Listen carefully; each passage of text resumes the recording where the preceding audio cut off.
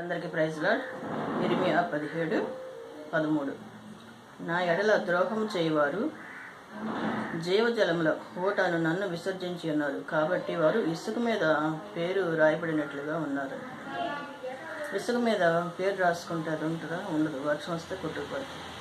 మన పేరు ఇసుక మీద కాకుండా దేవుని జీవ గ్రంథంలో రాసుకోవాలి. మన పేరు అంటే దేవునికి ఇష్టంగా మనం జీవించాలి. ఈ లోకాశల్లో, లోకనటంలో, లోకంతో పాటు కలిసిపోకుండా దేవునికి ఇష్టంగా మనం జీవించాలి. లోకానికి వేరే మనం జీవించాలి.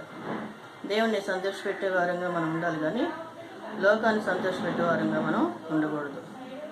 దేవుడు ఎప్పుడు జీవ గ్రంథంలో మన పేరు రాస్తే మనకు అంత ధన్యులు ఇంకెవరు ఉంటారు అనమాట. ఆయన జీవ గ్రంథంలో మన పేరు ఉంటే నరకానికి పోకుండా యుగయుగాలు దేవునితో సంతోషంగా ఉంటాం అనమాట. మనకి జీవ గ్రంథంలో పేరు ఉండాలి.